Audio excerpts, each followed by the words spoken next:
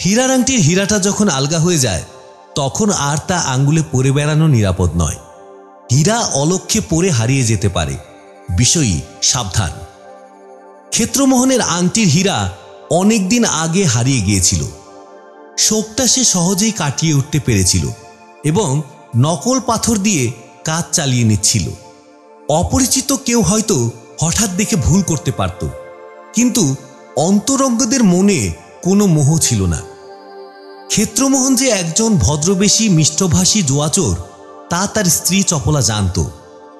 চপলার বয়স 22 বছর, রূপ ও যৌবন দুই আছে, সন্তানাদি হয়নি।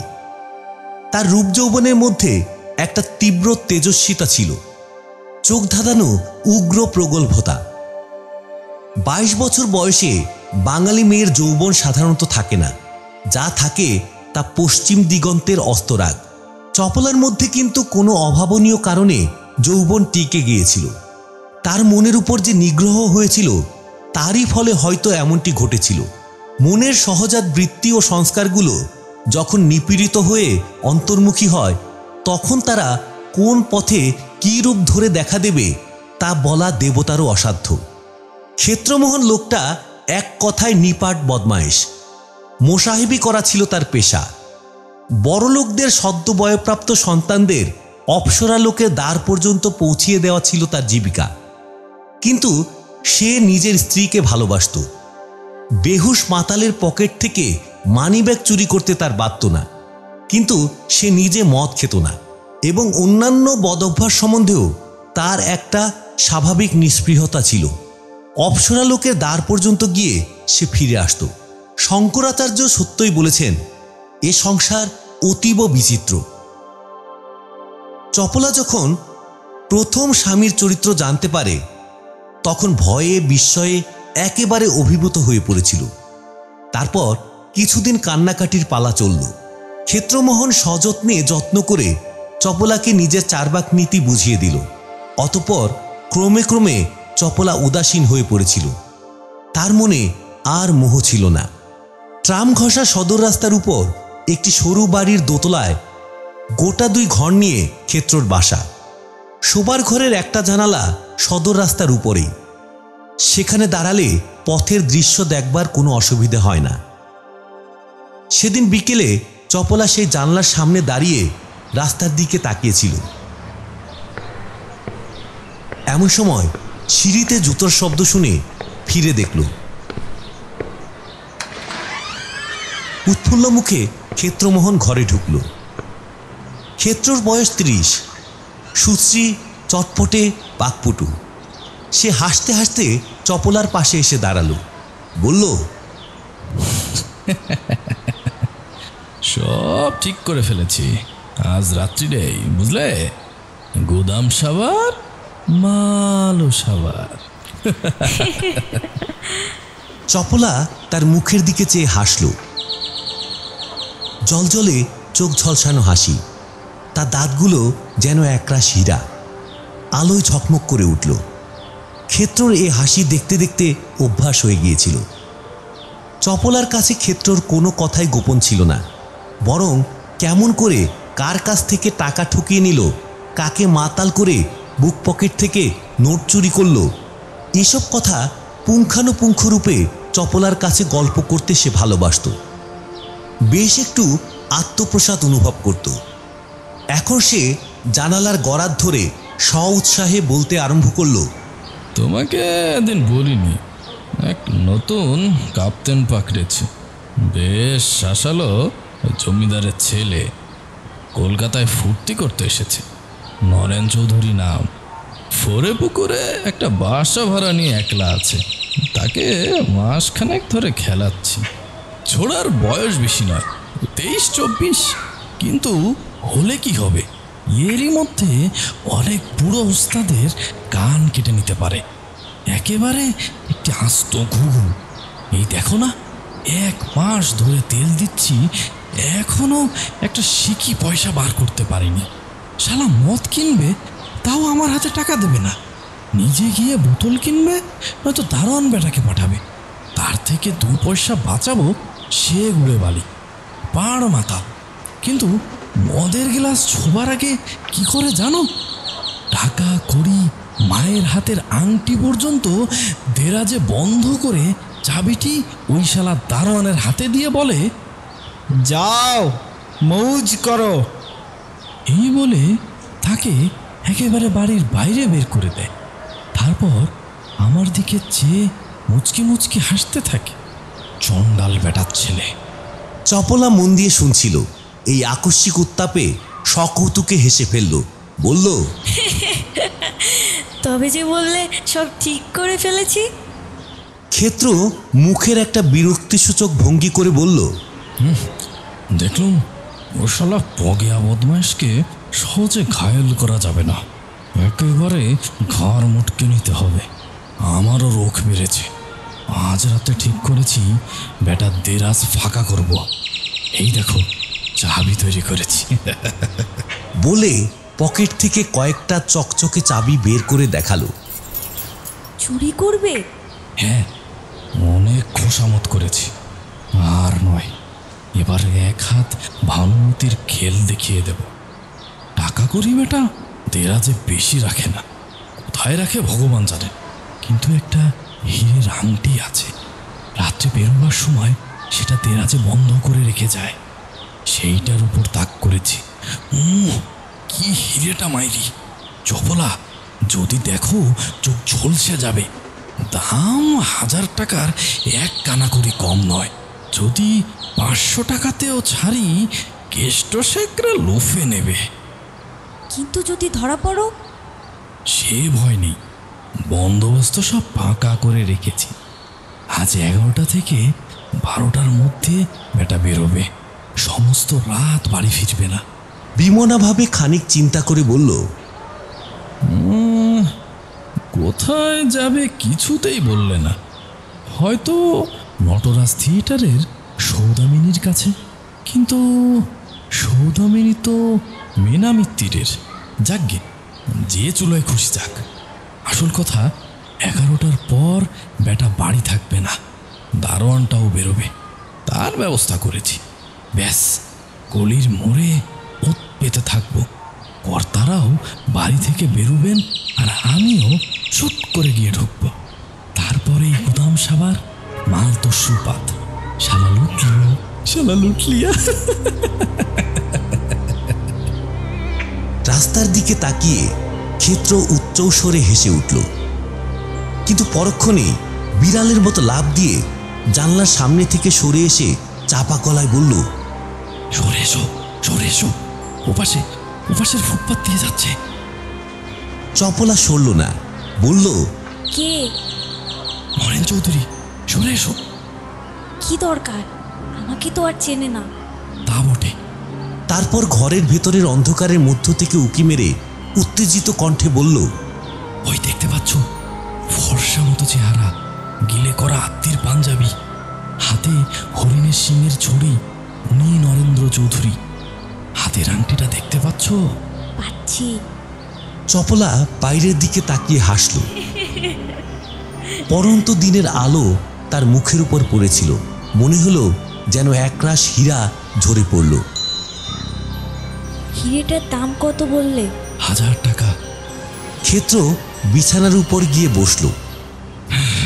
বেশিও হতে পারে। এবার তোমাকে ঝুমকো গড়িয়ে দেবই, বুঝেছ? ওই কেষ্ট শেখরাকে দিয়েই গড়িয়ে দেব, সস্তায় হবে। অনেক দিন থেকে তোমায় বলে রেখেছি।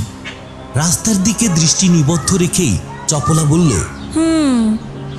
ক্ষেত্র জিজ্ঞাসা করল, চলে গেছে না এখনো আছে? চপলার ঠোঁটের উপর দিয়ে একটা ক্ষণিক হাসি খেলে গেল। ক্ষেত্র তা দেখতে পেল না। চপলা বলল, মোড় পর্যন্ত গিয়ে আবার ফিরে আসছে। ফিরে আসছে? ক্ষেত্রর কপালে উৎকণ্ঠার ভ্রুকুটি দেখা দিল। তাই তো, আমার বাসার সন্ধান পেয়েছে নাকি? বেটা যেরকম কুচুটে শয়তান, তুমি সরে আসো, কে জানে। চপলা জানলা দিয়ে গলা বাড়িয়ে রইল। তারপর খানিক পরে সরে এসে বলল, চলে গেছে। যাক, তাহলে বোধহয় এমনি ঘুরে বেড়াচ্ছিল। বলে ক্ষেত্র একটা স্বস্তির নিঃশ্বাস ফেলল। চপলা যেন অন্যমনস্কভাবে ক্ষেত্রর মুখের পানে তাকিয়ে থেকে জিজ্ঞাসা করল, আচ্ছা, টাকার জন্য মানুষ সব করতে পারে, তাই না? ক্ষেত্র একগাল হাসল। পারে না? টাকার জন্য পারে না এমন একটা মানুষ দেখাও তো দেখি। খুন, জখম, জাল, ফেরেববাজি, দুনিয়াটা তো চলছে ওই টাকার পেছনে। আর তাতে দোষই বাকি। টাকা না হলে কারোর একদণ্ড চলে? তবে আমি যে বেটার ঘাড় ভাঙতে যাচ্ছি তার মধ্যে আমার অন্য স্বার্থ আছে। বেটা আমাকে বড় হয়রান করেছে। যেমন করে হোক ওর ওই আংটি গাপ করবই। আলস্য ভরে 2 হাত মাথার উপর তুলে চপলা গা ভাঙল। তারপর বলল, যাই, চুল বাঁধিগে।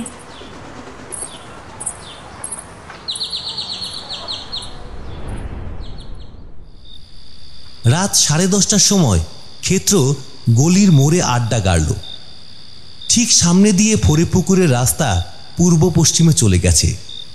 গলির মুখ যেখানে গিয়ে মিশেছে সেখানে একটা কাঠের আড়ত আছে। সেই আড়তের গা ঘেঁষে দাঁড়ালে সহজেই পথচারীর দৃষ্টি এড়ানো যায়। রাস্তার গ্যাস কাছাকাছি নেই। এখান থেকে নরেন চৌধুরীর বাসা সদর বেশ দেখা যায়। বড়জোর 20 গজ। রাস্তার উপরেই দরজা। দরজা খুললে ভেতরে একটা ছোট গলি। গলির 2 ধারে 2টি ঘর, রাস্তার উপরেই। বাইরের দিকে জানালা আছে। ক্ষেত্র দেখল পাশের একটা ঘরে আলো জ্বলছে। এইটাই আসল ঘর। ঘরে একটা সেক্রেটারিয়েট টেবিল আছে। সেই টেবিলের ডান দিকের দেরাজে ক্ষেত্র পকেটে হাত দিয়ে দেখল চাবি ঠিক আছে। সে মনে মনে হিসাব করল, কাজ শেষ করে বের হয়ে আসতে মিনিট 10-এর বেশি সময় লাগবে। তার হাত নিষ্পিস করতে লাগল। একটা স্নায়বিক অধীরতা তার শরীরকে চঞ্চল করে তুলল। লোকটা কতক্ষণে বাড়ির বাইরে বের হবে? ক্ষেত্র বিড়ি ও দেশলাই বের করল। বিড়িতে ফু দিয়ে ঠোঁটে ধরে দেশলাই জ্বালাতে গিয়ে সে থেমে গেল। না, কাজ নেই। গলিতে লোকজনের যাতায়াত বন্ধ হয়ে গেছে বটে, কিন্তু গলির 2 ধারে বাড়ি। কে জানে, যদি কেউ দেশলাইয়ের আলো দেখতে পায়। ধূমপানের সরঞ্জাম ক্ষেত্র আবার পকেটে রেখে দিল। হাতে ঘড়ি ছিল।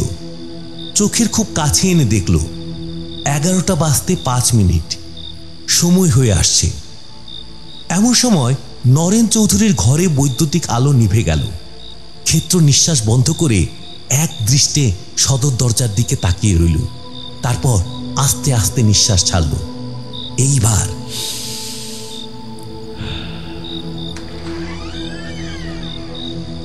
সদর দরজা খুলে নরেন চৌধুরী বের হয়ে আসলো। ক্ষেত্র কাঠগোলার দেয়ালে একেবারে বিজ্ঞাপনের পোস্টারের মতো সেটে রইল। নরেন ফুটপাতে দাঁড়িয়ে সিগারেট ধরালো। ক্ষেত্র বড় বড় চোখ করে দেখল তার হাতে আংটি আছে কিনা। না, নেই। আবার সে ধীরে ধীরে চাপা নিঃশ্বাস ফেলল। নরেন ছড়ি ঘুরাতে ঘুরাতে চলে গেল। এইবার ক্ষেত্র অন্ধকারে দাঁত বের করে হাসল। নরেনের পরিপাটি সাজসজ্জা সে এক নজরে দেখে নিয়েছিল। এইসব নিশাচর প্রজাপতির প্রতি তার মনে একটা অবজ্ঞাপূর্ণ ঘৃণার ভাব ছিল। সে মনে মনে বলল, মানিক অভিসারে বেরুলেন। কোনো একজন স্ত্রীলোকে একে একেবারে শুষে শেষে ছোবরার মতো দূরে ফেলে দেবে। এটা ভেবে সে মনে মনে বড় তৃপ্তি পেল। করুক করুক, সোনার চাঁদকে একেবারে বিবস্ত্র করে ছেড়ে দিক। কিন্তু এদিকে দারোয়ানটা এখনো বের হচ্ছে না কেন? খোট্টাটার আবার কি হলো? ভাং খেয়ে ঘুমিয়ে পড়েনি তো? আরও খানিকক্ষণ অপেক্ষা করে ক্ষেত্র ঘড়ি দেখল, 11:15। তাই তো, কি হলো? দারোয়ান আগে বের হয়ে যায়নি তো? না, তাহলে নরেন দরজায় তালা লাগিয়ে যেত। তবে দারোয়ানটা কি সত্যই ঘুমিয়ে পড়ল? তাকে সরাবার জন্য ক্ষেত্র এত মেহনত করেছে। সার্কুলার রোডে ময়দা কলের বস্তিতে তারির আড্ডার সন্ধান বলে দিয়েছে। আর শেষে এমন সময় খোট্টা দারোয়ান বের হলো। দরজার তালা লাগিয়ে পাগড়ি বাঁধতে বাঁধতে নাগরা ঠকঠক করে প্রস্থান করল।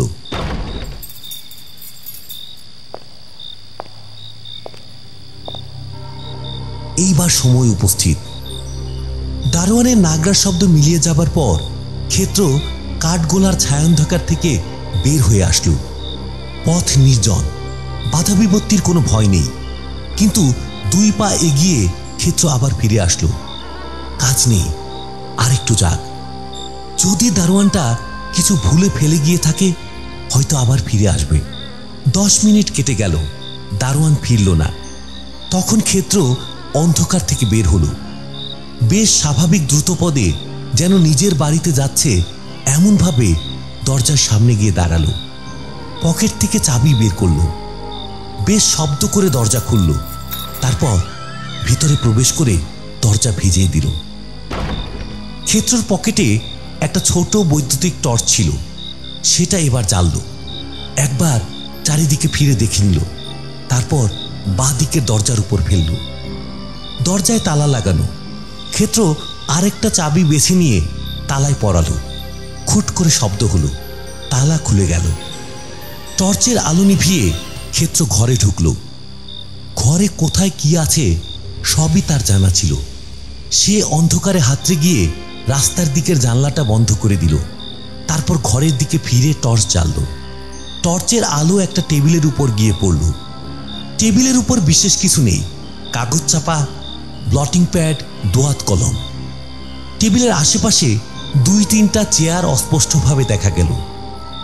ক্ষেত্র আর সময় নষ্ট না করে কাজে লেগে গেল। টেবিলের সামনে চেয়ারে বসে সে দেরাজ খুলতে আরম্ভ করল। ডান ধারের দেরাজগুলো খোলা, কিন্তু বাঁ ধারের দেরাজের সামনে একটা কবাট আছে, তার গায়ে চাবিঘর। ক্ষেত্র সেই কবাটের গায়ে চাবি ঢুকিয়ে আস্তে আস্তে ঘুরালো। কবাট খুলে গেল। 4টি দেরাজ। নরেন উপরের দেরাজে আংটি রাখে। ক্ষেত্র দেরাজের ভেতর আলো না ফেলেই তার ভেতর হাত ঢুকিয়ে দিল। কাগজপত্র ও পানের ডিবা তার হাতে ঠেকল, কিন্তু আংটির পরিচিত ক্ষুদ্র কেসটি তার হাতে ঠেকল না। তখন সে দেরাজের ভেতর আলো ফেলে দেখল আংটি নেই। আংটি নেই, কোথায় গেল? প্রথমটা ক্ষেত্র কিছুতেই বুঝতে পারল না। সে এতই নিশ্চিন্ত ছিল যে এই অভাবনীয় ব্যাপারে যেন হতভম্ব হয়ে গেল। তারপর তার বুকের ভেতরটা দূর দূর করে উঠল। তবে কি? সে সভয়ে একবার ঘরের চারিপাশে তাকালো। টর্চটা ঘরের কোণে কোণে ফেলে দেখল, না, কেউ নেই। সে ভয় করেছিল নরেন তাকে ধরার ফাঁদ পেতেছে, তা নয়। হয়তো আংটিটা দ্বিতীয় দেরাজে আছে। মেঝে হাঁটু গেড়ে বসে দ্বিতীয় দেরাজ খুলল।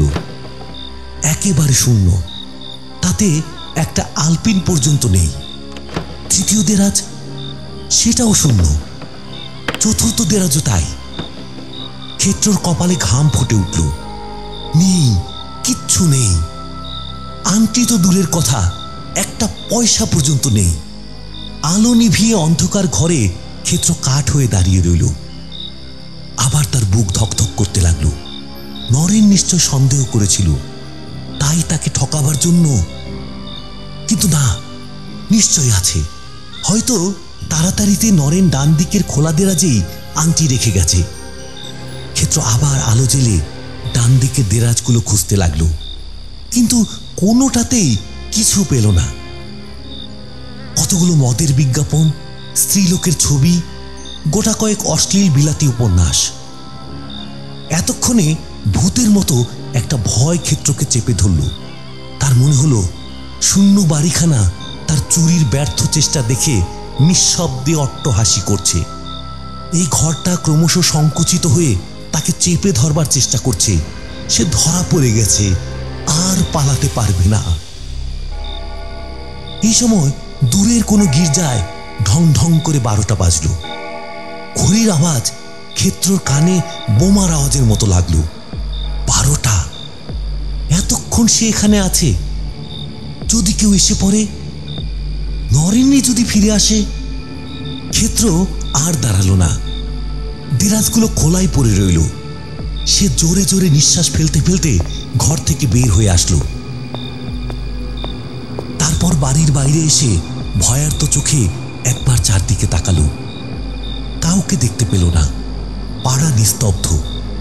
তখন সদরের তালা বন্ধ করে হন হন করে চলতে শুরু করলো। তার বাসা যেদিকে, সে ঠিক তার উল্টো দিকে চলছে, তা সে বুঝতেই পারল না। একটা সময় ক্ষেত্র নিজের বাসার সামনে এসে দাঁড়ালো।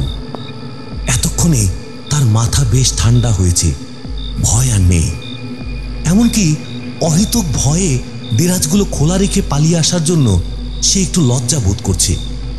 কিন্তু বিস্ময় তার কিছুতেই ঘুরছে না। নরেন কি তাকে সন্দেহ করেছিল? তাই বা কি করে সম্ভব? নরেন আংটি পরে বের হয়নি, তা সে নিজের চোখে ভালো করে দেখেছে। তবে আংটিটা গেল কোথায়? ক্ষেত্র নিজের সিঁড়ির দরজায় কড়া নাড়ল। তার উপরে উঠবার সিঁড়ি আলাদা, নিচের তলার বাসিন্দার সাথে কোনো সংযোগ নেই। তাই প্রতিবেশীকে না জাগিয়ে রাত্রে যখন ইচ্ছা সে বাড়ি ফিরতে পারে। কিছুক্ষণ পরে চপলা এসে দরজা খুলে দিল। ক্ষেত্র কোনো কথা না বলে উপরে উঠে গেল। চপলা সিঁড়ির দরজা বন্ধ করে দিয়ে শোবার ঘরে ফিরে আসলো। তারপর কোনো কথা না বলে বিছানায় শুয়ে পড়ল। ক্ষেত্র জামা খুলতে খুলতে ভাবছিল চপলা জিজ্ঞেস করলে কি উত্তর দেবে। কিন্তু চপলা যখন কোনো প্রশ্ন করল না, তখন সমস্ত কথা বলবার জন্য তার নিজের মন উসখুস করতে লাগলো।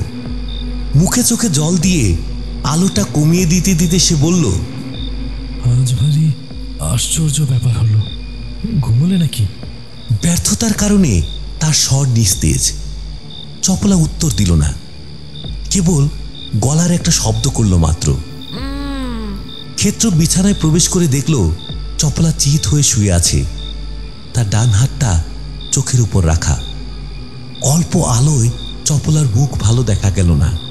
আংটিটা পেলুম না, বুঝলে? চপলার নিকট থেকে কোনো সাড়া আসলো না।